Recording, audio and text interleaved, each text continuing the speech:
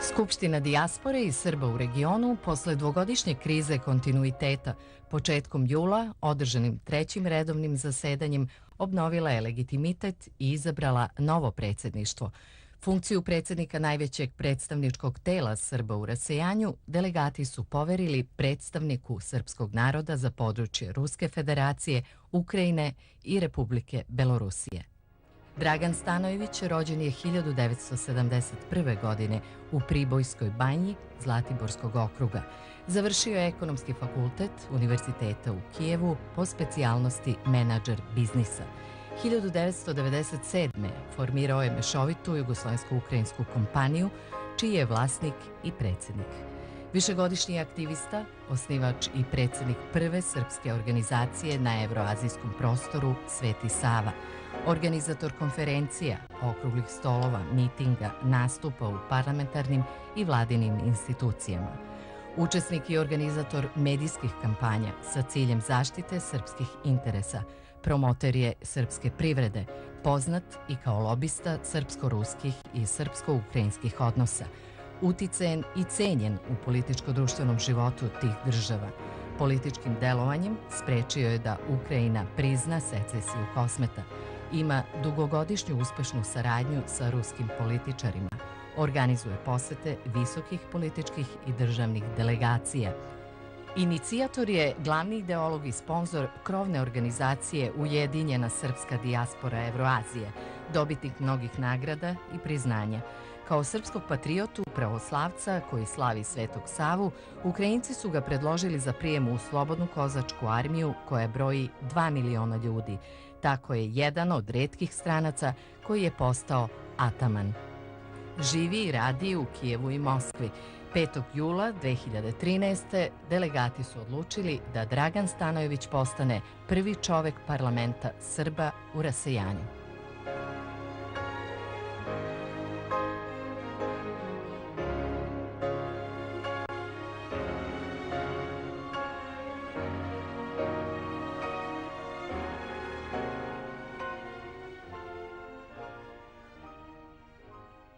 Koje su to konkretne aktivnosti kojima ćete se vi baviti kao predsjednik i aktivnosti kojima će se baviti delegati Skupštine dijaspore i Srba u regionu? Sada radimo na sistematizaciji svih predloga koji se tiču zakona o dijasporu, koji je u principu problematičan zbog toga što je taj zakon je pravljen od dijaspore bez učešća dijaspore. Prema tome mi smo sada uvidjeli koji su to problemi i nedostaci i radimo sada na tome. U deo mojih aktivnosti sada, ili da tako kažem predsjedništva, ulazi sada upravo to da sistematizujemo sve te predloge, da obavimo pregovore i razgovore sa svim političkim subjektima u Srbiji, kao i sa vladom i sa predsjednikom i tako dalje, da vidimo na kakav ćemo da naiđemo dijalog, na kakve ćemo odgovore da naiđemo, pošto mi imamo ceo jedan spisak, da tako kažem, zahtjeva ili predloga, naravno je zaključaka sa Skupštine i tako dalje, koje moramo da realizujemo. I prema tome, to je, naravno, sada radimo na tom učešću u medijskim, znači da bi se povratio taj status, da bi ljudi znali u celom svetu kao i u Srbiji da mi postojimo, funkcionišemo, radimo, da imamo ozbiljne projekte i već ozbiljne, da tako kažem, planove rada i rezultate. I zato je to sada jedan od prvih planova. Naravno, u sljedećem segmentu jeste upravo to da ćemo imati pregovore sa svim subjektima na kojima ćemo odrediti šta je to što može da bude usvojeno i šta je to što će vlada da prihvati kao zahtjev naše dijaspore iz cijelog sveta. Izmenama u poslovniku rada Skupštine uvedena je i mogućnost održavanja audiovizualnih konferencija u periodu između dva zasedanja. To je jedno vrlo bitno pitanje, jer znate, zbog našeg rastojanja, jer oni koji su u Vladivostoku i oni koji su u Južnoj Kaliforniji i tako dalje, kako ćemo mi da obavljamo komunikaciju, ili oni koji su u Australiji, tako da smo mi izglasali mogućnost da elektronski način vršimo sjednice. Mislim da ćemo upravo sada, bukvalno, znači, čim se završi ove odmori u septembru, ćemo najvjerovatnije imati već prvu sjednicu, gdje ćemo do septembra imati već sakupljenu tu, znači, sistematizaciju naših predloga i tada ćemo vjerovatno držati prvu sjednicu na kojoj će biti određeni upravo sljedeći planovi na sljedećih nekoliko mjeseci. Stagnacija u radu Skupštine odrazila se na stepen angažovanja delegata i doprinala da se na zasedanju jedan broj njih ne pojavi, neznatan broj podnese ostavke, a utisak je da se najveći broj ipak zalaže za kontinuitet u radu.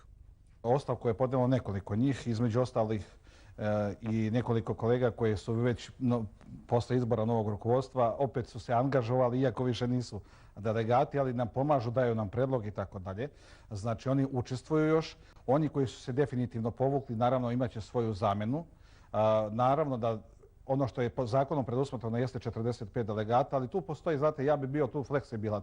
Ja sam jedan od tih koji ne smatra da je brojka bitna. Bitno je ipak da bude što veće prisustvo naših ljudi, jer znamo da je izborom ovih delegata izostavljen deo ljudi koji su isto tako doprinijeli poboljšanju imidža Srbije, interesima i tako dalje. Tako da ja mislim da će u ovom procesu, evo mi smo recimo konkretno za Rusiju, Ukrajinu, Belorusiju, odnosno kako bi mi rekli u tom političkom kontekstu Euroaziju, mi smo imali po zakonu samo jednog predstavnika, što je normalno, nije normalno u stvari kad je pravljen taj zakon, to nije dobro urađeno i smatram da je to jedan od nepravičnih poteza, s tim što naravno postoji i u drugim dijasporama isto takva problematika i mislim da je u stvari najteži zadatak koji pred nama predstoji jeste da se napravi znači pravilna koncepcija izbora novih delegata, jer ona koja postoji sada, mnogi su sa njom nezadovoljni i mislim da će to biti najteže, jer prilikom novog izbora novih delegata će doći vjerovatno do različitih sukoba interesa i tako dalje i mi moramo to da odradimo i moramo da odradimo mehanizam kako će biti prihvaćeni ti delegati. Mehanizam podrazumeva da se savezi udruže i predlože nove delegate koji će na izborima biti izabrani u svim državama. Druga je stvar što jedni priznaju jedne saveze, drugi priznaju druge saveze i tako dalje. To je jedna problematika večita koja postoji u cijeloj toj srpskoj dijaspori. Ali pa da tako kažem, nesloga, znate, imate sada delegata ili organizacija koji su se juče pojavili, uslovno juče, a imate oni koji deluju recimo 10, 20, 50 godina i tako dalje i nemaju svoje kandidate, odnosno svoje delegate, tako da je to stvarno jedan vrlo onako ozbiljan problem. Moja ideja jeste da se napravi jedna karta dijaspore. Dakle, da imamo koja se dijaspora bavi kojom problematikom. Ako je to kultura, znači kultura. Ako je to obrazovanje, ako je to folklor, ako je to političko djelovanje ili lobiranje, znači da ih segmentarno podelimo i na osnovu toga država mora da napravi svoju strategiju korištenja potencijala naših ljudi i naših organizacija. Na inicijativu Stanojevića i jednog broja delegata usvojen je i predlog da se u zakon uvede mogućnost izbora trećeg potpredsjednika Skupštine koji bi bio biran iz zemalja regiona. Ja sam bio uvijek za to da Srbi u regionima imaju posebnu problematiku i njima moraju da se posebno posvetimo. Dakle, oni bi po ključu morali da imaju jedno potpredsjedničko mjesto u našoj skupštini i plus neko radno telo koje bi se bavilo samo tom problematikom. Ona je ozbiljna. Mi smo danas vidjeli i da u Hrvatskoj imamo velike probleme sa našim ljudima, sa njihovom imovinom, sa onim što oni ne mogu da povrate, što ne mogu da se povrate. Ne znam se ko je na spisci tim za hapšenje i tako dalje. Imamo u Makedoniji, imamo u Sloveniji i tako dalje. S druge strane imamo klasičnu problematiku koju imaju naša dijaspora u drugim dijelovima svijeta. Ona je različita naravno i ti naši savjeti imaju funkciju baš da sistematizuju, da sakupe u jedan centar svu tu problematiku, da je izlože i da nađemo formulu kako da u svakoj državi posebno djelujemo i da rešavamo tu problematiku. Pored toga što ste, da kažem, na važnom zadatku očuvanja kontinuiteta Skupštine, vi ste i veliki promoter srpske privrede. U čemu se to ogleda? Vidite, to je isto lepo pitanje. Zbog čega je lepo? Ne zbog toga što meni zvuči lepo da sam ja promoter, ja to stvarno i jesam, zato što mi u okviru naše organizacije imamo i ekonomski deo i biznis forum, rusko-srpski i ukrajinsko-srpski, gdje mi promovišemo ono što predlaže ono tržište za naše tržište i obratno.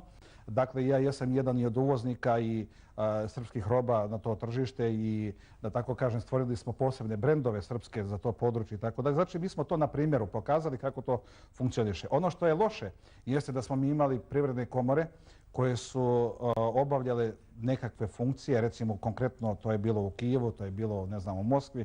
Vrlo diskutabilno je bilo šta su oni radili. Mi smo imali primjer, ja sam htio da pokrenem jedan biznis forum i kada smo ih zamolili, oni su rekli da mogu samo da obavijeste u Srbiji o tom biznis forumu, pa toliko možemo i mi.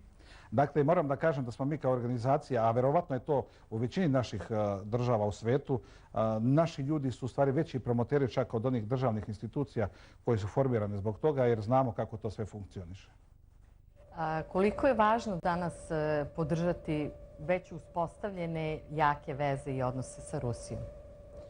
Pa znate kako, vi svi ste svjesni dinamike ekonomsko razviće Rusije, cijelog tog evroazijskog prostora i tako dalje. I bilo bi glupo ne prihvatiti činjenicu da je Rusija jedna od najjačih država u svetu.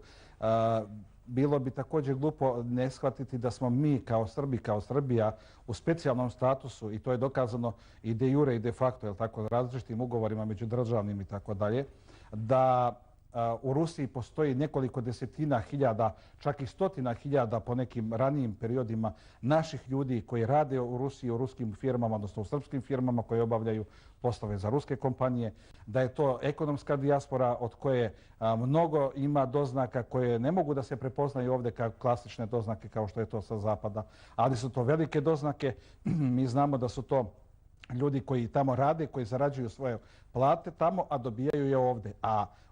Dok recimo naša dijaspora na zapadu, oni uglavnom žive tamo, je tako, i onda ono što mogu oni pošalju svoje familije i svoje porodice ovdje. Kao predsjednik Ujedinjene srpske dijaspore Evroazije, Dragan Stanojević je učestvovao i u nizu međunarodnih konferencija na veoma visokom nivou, gdje je predstavljao Srbiju i zastupao njene interese. To su bile konferencije Rusija, Evropska unija, Rusija, Izrael i tako dalje. I onda smo mi s aspekta srpskih interesa i dešavanja, ja sam nastupao i govorio o tome i to je naravno bilo vrlo prihvaćeno i vrlo interesantno. Eto, jedan recimo lep primjer je bio taj kada ja sam bio u Izraelu u tom momentu i kada su me delegati naši iz Australije obavestili da imamo problem jer jedan parlamentarac Australijskog parlamenta želi da uvede dan srebreničkih žrtava u Australiji i da je taj poslanik u Australijskom parlamentu u stvari predsjednik izraelsko-australijskog saradnje i tako dalje. I onda sam ja iskoristio taj moment, to je recimo primjer pozitivne saradnje naše dijaspore u svijetu i preko izraelske diplomatije su taj predlog na kraju povukli i on je ušao u razmatranje skupštinsko u Australiji. Jedno vrijeme u Srbiji je bio veoma jak antiruski lobi. Da li mislite da se to promenilo? Ja sam predsjednik Skupštine i bavim se problematikom kompletne naše dijaspore.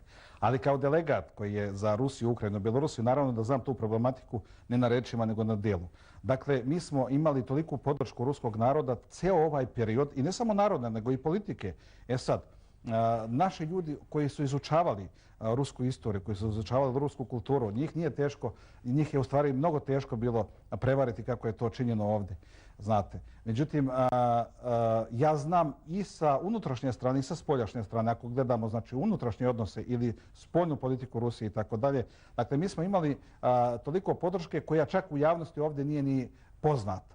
Nije poznata koliko su pomoći sakupili ruski političari, ruski narod kojima je pomagao ljude na Kosovu, naš narod koji je davao za naše hramove, za crkve, koliko su.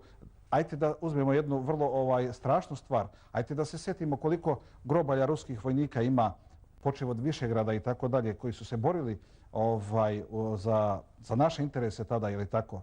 Dakle, mi ne možemo naći srpsko groblje u Rusiji ili u Čečeniji negdje i tako dalje. To opet govori o jednom o tom načinu kako je bilo prezentovano na javnosti rusko učešće i ruska pomoć našem narodu i tako dalje. Ona nije samo sa ruske strane, ona je i sa ukrajinske strane, sa strane Belorusije isto tako, pa čak i sa strane od drugih naroda koji žive u Ruskoj federaciji, pa čak i sa strane onih naroda koji se smatraju nekih prozapadni ili antiruski, pa smo čak i tamo imali podršku prema srpskom narodu.